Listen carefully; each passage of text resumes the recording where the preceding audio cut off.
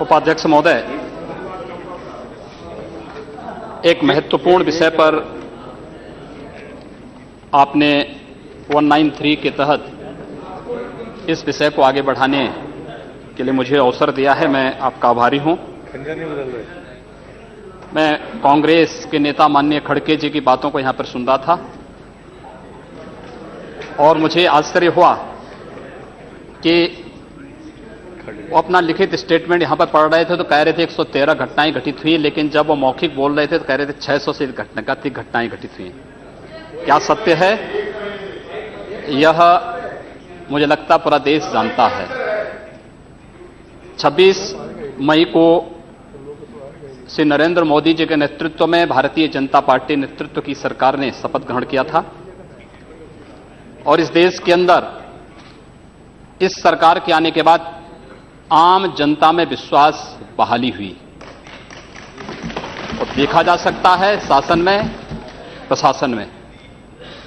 ये आंकड़े जो माननीय खड़गे जी यहां पर कह रहे थे, मैं उसके पीछे लेके चलता हूं और मुझे लगता है कि अगर ये आंकड़े वास्तव में स्वीकार करेंगे और सचमुच इस देश की सांप्रदायिक हिंसा से लोग चिंतित हैं, तो सांप्रदायिक आधार पर इन्होंने जो घोषणाएं की हैं पूरे देश से इनको माफी मांगनी पड़ेगी। महोदय, 2011 में न जिन प्रदेशों की घटनाओं की मैं जिक्र कर रहा हूं, न वहां पर और न केंद्र में ही भारतीय जनता पार्टी की सरकार थी, लेकिन इस देश में 580 घटनाएं घटित हुई, 91 लोग मारे गए और 1899 घायल हुए। इनमें सबसे अधिक उत्तर प्रदेश के अंदर 84 घटनाएं घटित हुई, 12 लोग मारे गए और 347 2011 में घायल हुए थे। दूसरे पर राजस्थान, दूसरे पर प्लीज खड़गे जी आप सुन तो लें, आपने जो कहा है। Don't provoke, let him telephonically. आप सुन लीजिए ना। फंस गए डिबेट में आके फंस गए। महोदय, दूसरे नंबर पर महाराष्ट्र है जिसमें 88 घटनाएं घटित हुई। इसमें कांग्रेस नेतृत्व की सरकार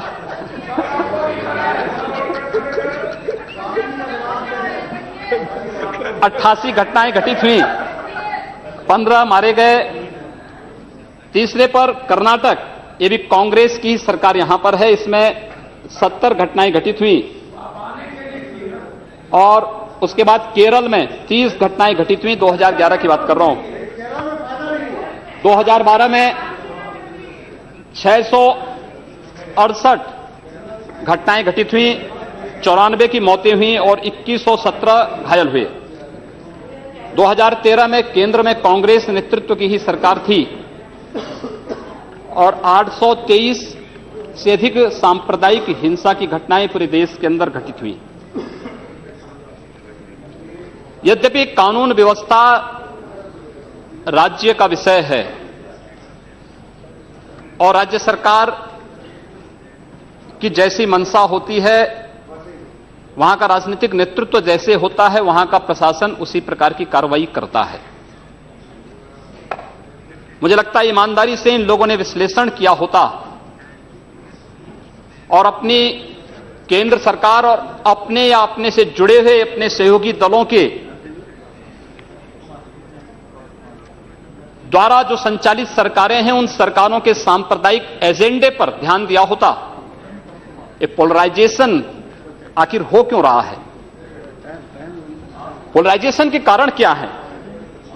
मुझे लगता है वह पोलराइजेशन के पीछे के कारणों को ईमानदारी से हम विश्लेषण करेंगे तो मुझे लगता है एक तरफ आप कहते हैं हम सेकुलर हैं और दूसरी तरफ एजेंडा जो लागू करते हैं उसको सांप्रदायिक रूप से कॉम्युनल आधार पर लागू करते हैं। इस देश में 12 लाख से अधिक साधु संत और पुजारी रहते हैं, लेकिन ये लोग इमामों के लिए वेतन की घोषणा करते हैं, एक पक्षीय कार्रवाई करते हैं। क्या एक सेकुलर एजेंडा है? दिल्ली की सरकार ने किया, पश्चिमी बंगाल की सरकार ने किया, महाराष्ट्र की सरकार ने किया। क्या यही सेकुलर एजेंडा है? सांप्रदायिक आधार पर ये लोग बांटते हैं समाज को। और महोदय, उसी प्रकार से इन लोगों ने उत्तर प्रदेश की बात करता हूं, वहां पर जो योजनाएं हैं उसमें 20% मुस्लिम आबादी के लिए आरक्षित कर दिया गया। कब्रिस्तान की बाउंड्री वाल के नाम पर गांव-गांव में विवाद खड़ा करके 300 करोड़ रुपया उसके लिए आवंटित किया जाता है। गांव-गांव में उसके माध्यम से विवाद खड़ा किया जाता है। सुप्रीम कोर्ट कहता है कि किसी भी सार्वजनिक संपत्ति पर, मंदिर के नाम पर, मस्जिद के नाम पर, किसी भी अन्य उपासना विधि के नाम पर, मदरसों के नाम पर या मजारों के नाम पर कब्जा न मत करने दो।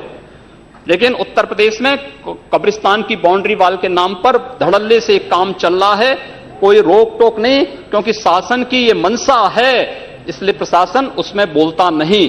क्या सांप्रदायिक ध्रुवीकरण नहीं होगा? उसी प्रकार से उससे भी खतरनाक स्थिति, आतंकवादियों पर दायर मुकदमे वापस लिए जाते हैं। आतंकवादियों पर दायर मुकदमे वापस लिए जाते हैं। इस देश में जो लोग राष्ट्रीय सुरक्षा के लिए खतरा बने हुए हैं, जिन लोगों ने राष्ट्र की संप्रभुता को चुनौती दी है, जो लोग लगातार भारत की संप्रभुता को चुनौती दे रहे हैं और देश में हिंसा को बढ़ावा दे रहे हैं, उन लोगों पर दायर मुकदमे, चाहे वह राम जन्मभूमि पर आतंकी हमले का मामला हो या संकट मोचन मंदिर काशी में सीआरपीएफ कैंप रामपुर का मामला हो या गोरखपुर के सीरियल ब्लास्ट का मामला, रघुनाथ मंदिर, ये जितने भी मामले हैं, इन सभी मामलों में जिन आतंकवादियों के खिलाफ मुकदमे दर्ज हुए थे, उत्तर प्रदेश की सरकार ने वोट बैंक के लिए उन मुकदमों को वापस लेने का कुत्सित प्रयास किया। न्यायालय अगर बीच में नहीं होता तो संभवतः अब तक वे आतंकवादी बाहर छूट करके पुनः नरसंहार कर रहे होते, जिस प्रकार से उत्तर प्रदेश के अंदर और प्रदेश के अंदर हुआ है। और उसके बाद भी ये कहते हैं कि सांप्रदायिक हिंसा बनी रहे। महोदय, चर्चा का विषय होना चाहिए कि आखिर सांप्रदायिक कौन है? कौन है सांप्रदायिक? कौन सांप्रदायिक है?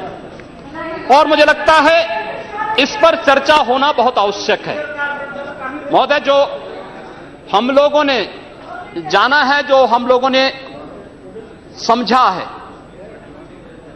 इस सांप्रदायिक वह होता है जो कहता है कि मेरा इष्ट या मेरा देव या मेरा पैगंबर ही सर्वश्रेष्ठ है। उसके मानने वालों को तो जीवित रहने का अधिकार है, शेष को नहीं। मुझे लगता है वह सांप्रदायिक है। हिंदू जीवन दर्शन कभी इस बात की इजाजत नहीं देता। हमने किण्वंतो विश्वारंभ का संदेश दिया था, हमने सर्वे भवन्तु सुखिनः का संदेश दिया था, हमने तो इस देश के अंदर एकम सद विप्रा बहुधा वदन्ति की बात कही है। जियो और जीने दो पर विश्वास हमारा दर्शन करता है। और दुनिया की कौन सा मजहब और कौन सा ऐसी कौम है जिसको विपरीत परिस्थितियों में हिंदू दर्शन ने अपने यहां शरण न दी हो, उसको फलने फूलने का अवसर न दिया हो? कौन सा ऐसा है दुनिया के अंदर? लेकिन आज जिस हिंदू दर्शन ने सबको शरण दी, सबको फलने फूलने का भरपूर अवसर दिया, आज जब उसी के खिलाफ षड्यंत्र होना प्रारंभ होता है तो उसे एकजुट होना तो पड़ेगा ही।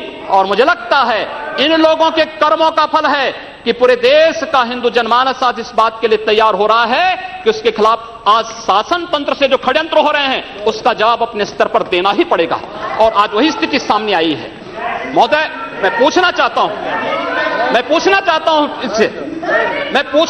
इन लोगों से, जब भारत का मुसलमान हज यात्रा करने के लिए जाता है, महोदय, जब हज यात्रा करने के लिए जाता है, उसकी पहचान तब भारतीय के नाम पर नहीं, पाकिस्तानी के नाम पर नहीं, बांग्लादेशी नाम पर नहीं, भारतीय उपमहाद्वीप का जो भी मुसलमान हज यात्रा करने के लिए जाता है उसकी पहचान हिंदू नाम पर होती है, उसकी पहचान भारतीय, पाकिस्तानी या बांग्लादेश के नाम पर नहीं।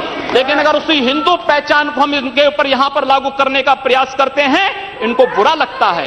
हिंदू हिंदू सांप्रदायिकता नहीं, हिंदू राष्ट्रीयता का प्रतीक है और भारत की राष्ट्रीयता का प्रतीक इस हिंदुत्व को बदनाम करोगे तो उसकी कीमत चुकानी पड़ेगी इन लोगों को। और इसलिए महोदय, मैं आप सबके आपके माध्यम से एक बार कहना चाहता हूं, महोदय, एक बार गुरुदेव रविंद्रनाथ टैगोर ने कहा था, गुरुदेव रविंद्रनाथ टैगोर ने एक बात कही थी। उन्होंने कहा था अगर भारत को समझना है, अगर भारत को समझना है, बैठ जाइए आप, फालतू बात करते हैं महोदय। उन्होंने कहा, गुरुदेव रविंद्रनाथ टैगोर ने एक बात कही थी और उन्होंने कहा था कि अगर भारत को समझना है तो मैं भारतीय अस्मिता को पहचानना पड़ेगा, और भारतीय अस्मिता को पहचानना है तो स्वामी विवेकानंद के बारे में आप जान लीजिए। स्वामी विवेकानंद ने एक बात कही थी कि गर्व से कहो हम हिंदू हैं। स्वामी विवेकानंद ने एक बात कही थी कि गर्व से कहो हम हिंदू हैं। स्वामी विवेकानंद तो सांप्रदायिक नहीं थे, स्वामी विवेकानंद तो किसी पार्टी के नहीं थे।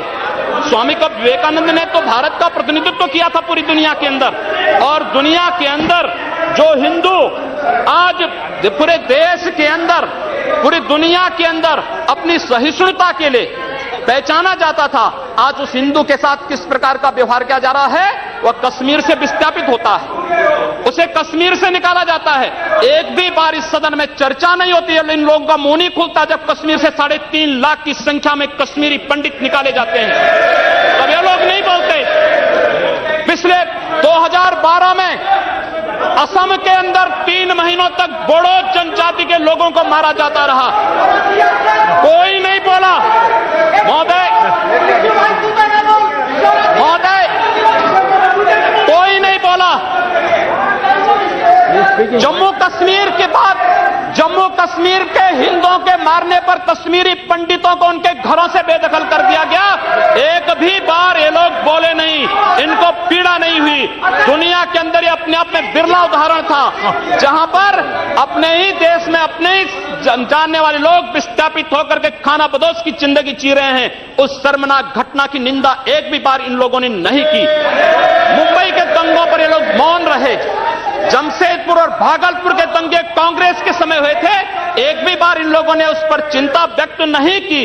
और तो और 1984 में इस देश के अंदर जिन सिख गुरुओं का योगदान इस देश को बचाने और इस देश की धर्म और संस्कृति, इस देश के समाज को बचाने में बहुत महत्वपूर्ण थी, उन सिखों के कत्लेआम पर भी इनको शर्म महसूस नहीं होती है। और आज ये लोग इस देश के अंदर बात करते हैं सांप्रदायिक सौहार्द की, इनका पूरा चेहरा सांप्रदायिक हिंसा से रंगा हुआ है, सांप्रदायिक एजेंडे से रंगा हुआ है। और इसीलिए बंधु महोदय, इस देश के अंदर असम में क्या हो रहा है, बांग्लादेशी घुसपैठिए इन लोगों के अपने हो गए और इस देश में लाखों वर्षों से रहने वाला समुदाय पराया हो गया। इस देश के अंदर महोदय, असम में बांग्लादेशी घुसपैठियों के कारण Kokrajhar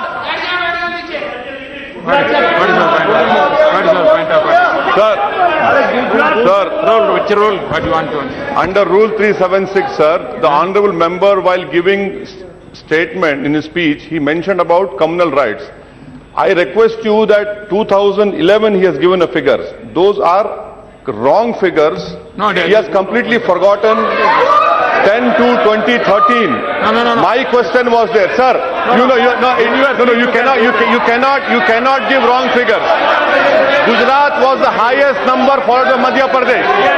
I have my question over here. Answer. I request you to check the record. Please. Sir, Please take it. Please. Say. No. Please. See, unmute my leg. See, on my leg, please. See, the member is speaking and giving some figures. You are disputing that figures. No. In your speech you can say there is no ruling. There is not out of. During your speech you can speak. You reply that. During your speech you can counter it. Not when your term comes. You at that time can dispute it. You continue. You can nothing will counter it. उपाध्यक्ष महोदय, सच्चाई कड़वी होती है और कड़वी सच्चाई लोग स्वीकार करने को तैयार नहीं, क्योंकि ये लोग उस बीमारी से स्वयं त्रस्त हो चुके हैं जो बीमारी इन्होंने पूरे देश को दी है, और इसीलिए ये लोग उस सच्चाई को स्वीकार नहीं कर सकते। कश्मीरी पंडितों के निष्कासन पर और कश्मीर पे हुए अत्याचार पर ये लोग मौन थे। मैं 2011-12 में असम के अंदर देख रहा था, 3 महीनों तक लगातार दंगे होते रहे, इन लोगों ने एक भी बार सदन में चर्चा नहीं कराई। असम जलता रहा, और तो और कांग्रेस के लोग एक बार तो असम के ही मुख्यमंत्री को कटघरे में खड़ा कर दिया कि इन्होंने बोडो लोगों के बारे में कैसे बोल दिया। अरे बोडो वहां का नागरिक है, उसके बारे में नहीं बोलेंगे, किसके बारे में बोलेंगे? लेकिन ये लोग बांग्लादेशियों घुसपैठियों की वकालत करते हैं, और बांग्लादेशी घुसपैठियों की वकालत करते हुए इन लोगों ने पूरे बांग्लादेश, पूरे पूर्वोत्तर के भारत का जो समीकरण बदला है। महोदय, असम के अंदर आज कोकराझार, धुबरी, चिरांग और बरबेटा जिले जो हिंसा की सर्वाधिक चपेट में हैं, वे सर्वाधिक चपेट में जो जिले हैं वे इसलिए हैं क्योंकि बांग्लादेशी घुसपैठी वहां पर आकर के जमीनों पर कब्जा किए हैं। इन लोगों ने वर्क परमिट के साथ साथ उनके राशन कार्ड बनाए हैं, और बेश्रमी के साथ, देश के साथ खिलवाड़ उन्होंने वहां पर उनके साथ उनके माध्यम से करवाया है। महोदय, और तो और हम किसी और बात में नहीं जाना चाहते हैं, मैं पूछना चाहता हूं कांग्रेस से और कम्युनिस्टों से भी, कोयंबटूर और बेंगलुरु धमाकों का जो अभियुक्त है, उस दुर्दांत आतंकवादी के लिए विधानसभा का सत्र, स्पेशल सत्र बुलाया जाता है। दोनों दल एक साथ मिलकर के अपील करते हैं कि उसको छुड़वाओ। ये क्या सेकुलर, क्या यही सेकुलर है? क्या इनका यही सेकुलर एजेंडा है? क्या यही इस देश में यही सेकुलरिज्म है? और इस देश के अंदर महोदय, इस देश के अंदर क्या हुआ था? Let him speak. हम भूले नहीं। महोदय, 11 अगस्त 2012 को मुंबई के आजाद मैदान में जो कुछ हुआ, महोदय, आजाद मैदान की घटना क्या थी? आजाद मैदान में रोयांग मुस्लिम जो बर्मा में थे, उनके बीच में और वहां के बौद्धों के बीच में वहां पर हिंसा हुई, दंगे हुए। ये मामला म्यांमार का है, भारत का नहीं। लेकिन म्यांमार की घटना में दंगा कहां होता है? आजाद मैदान मुंबई में। ये लोग मौन रहते हैं, वहां शहीद स्मारक तोड़ा जाता है, पुलिस के जवानों को मारा जाता है, मीडिया कर्मियों को मारा जाता है। उनके साथ साथ पुणे में दंगे हुए, उनके साथ उत्तर प्रदेश के अंदर बरेली में, लखनऊ में, कानपुर में, इलाहाबाद में दंगे हुए। ये लोग मौन रहे, इन लोगों ने कभी उस पर आवाज नहीं लगाई। ये लोग मौन रहे उस घटना पर। ये वही लोग हैं जो आजाद मैदान की घटना पर मौन थे, और बाबा रामदेव पे, उन सत्याग्रहियों पर ये लोग रामला मैदान पे लाठी चार्ज करके बेशर्मी के साथ वंदे मातरम का गान करने वाले देशभक्तों पर लाठी चार्ज करते हैं। ये लोग देश के अंदर सांप्रदायिक हिंसा की बात करते हैं। सांप्रदायिक हिंसा किसने फैलाई है? कौन फैला रहा है इस देश के अंदर? कौन इस देश के अंदर सच्चर कमेटी के नाम पर समाज को बांटने का कार्य कर रहा है? इन लोगों ने सांप्रदायिक आधार पर 1947 में देश को बांटा है, और आज पुनः देश को बांटने की साजिश के तहत पाकिस्तान के एजेंडे पे ये लोग कार्य कर रहे हैं। और इसलिए महोदय, जब उत्तर प्रदेश के अंदर की जो घटनाएं आई हैं, उन घटनाओं पर अगर आप नजर डालेंगे महोदय, जो घटनाएं हुई हैं, उन घटनाओं के बारे में अगर मैं आपके सामने रखूं तो घटनाएं अपने आप में चौंकाने वाली घटनाएं हैं। और ये चौंकाने वाली घटनाएं कितनी खतरनाक हैं। Sir, Rule 380. I'm quoting. What is the point of order? No, I will ask. Rule 3. Sir. I am raising a point of order. While speaking, the member already made a defamatory statement. If the speaker is of the opinion that words have been used in debate which are defamatory or indecent or unparliamentary or undignified, he used the word that we already raised the issues of communal violence. We are not against anybody. We want a secularism to be maintained in this country. Therefore, we made a discussion. But honorable member, while discussing, sir, what honorable member while discussing, he used the name of Pakistan. He abused us for naming the Pakistan. This is unparliamentary, sir. This is uncivil. This should be deleted. This should be deleted, sir. As per CIT, this should be deleted. मैं उत्तर प्रदेश के अंदर आता हूं। Please. It has to be decided. Please, The speaker I has have to give my ruling. He has been using the word Hindus and Muslims. Yeah. Saying, It is really against no, please. No, so you have raised certain objections. If any objections is in regard, that will go through and will explain it. Please continue. What do you have to say? उपाध्यक्ष महोदय, सांप्रदायिक agenda इन लोगों का है, हमारा नहीं। हम लोगों ने पूरे देश को एकजुट करने का बात किया था। हम लोगों ने तो नारा भी दिया था कि सबका साथ और सबका विकास। हमने कहा था सबका साथ सबका विकास, लेकिन असम के अंदर अली और कुली का नारा इन लोगों ने दिया था, हम लोगों ने नहीं दिया था। असम को ये लोग बांटने का प्रयास कर रहे हैं, देश से अलग करने की साजिश कर रहे हैं, और इसीलिए मैं आपके माध्यम से कहना चाहता हूं, क्या यही इनका सेकुलरिज्म है? महोदय, मैं उत्तर प्रदेश के बारे में चर्चा करना चाहता हूं। उत्तर प्रदेश के अंदर 2012 में 118 घटनाएं घटित हुई, 2013 में 247 और मार्च से मई तक 65 घटनाएं घटित हो चुकी हैं। सहारनपुर का दंगा इसलिए हो जाता है क्योंकि हाई कोर्ट के आदेश पर सहारनपुर में एक गुरुद्वारे का निर्माण हो रहा था। अब न्यायालय के आदेश को प्रशासन नहीं मानेगा, उत्तर प्रदेश सरकार नहीं मानेगी। काठ में इसलिए वहां पर विवाद होता है क्योंकि उस गांव में 4 धर्मस्थल हैं, 3 मस्जिद, 1 मंदिर। मंदिर हिंदू समुदाय के द्वारा है, 3 मस्जिदों पर माइक रहेगा, लेकिन मंदिर से माइक उतार दिया जाता है। क्या यही सेकुलर एजेंडा है इन लोगों का? यही सेकुलरिज्म है? क्या इसी को सेकुलरिज्म आप कहेंगे?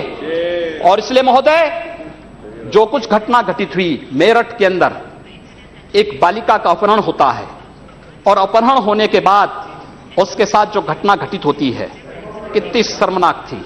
महिला हिंसा पर हम चर्चा कर रहे हैं और उस महिला हिंसा की बात हम कर रहे हैं, उस सब के बावजूद ये लोग मौन हो जाते हैं। इन लोगों के मुंह से इनकी जुबान नहीं खुलती उस मामले में।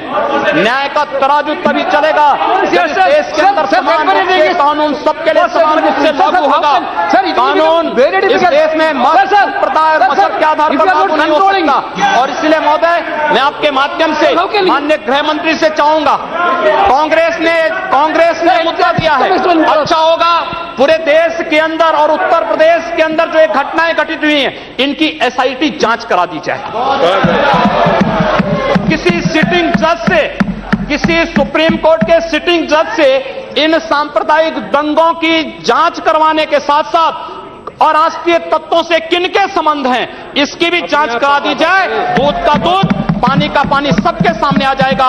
यही मांग करते हुए मैं अनुरोध करना चाहूंगा कि लोग सांप्रदायिक एजेंडे के साथ देश के सामने आए हैं और लोग देश के खिलाफ, इनके खतरनाक मंसूबों के खिलाफ हम सबको लड़ना पड़ेगा। धन्यवाद।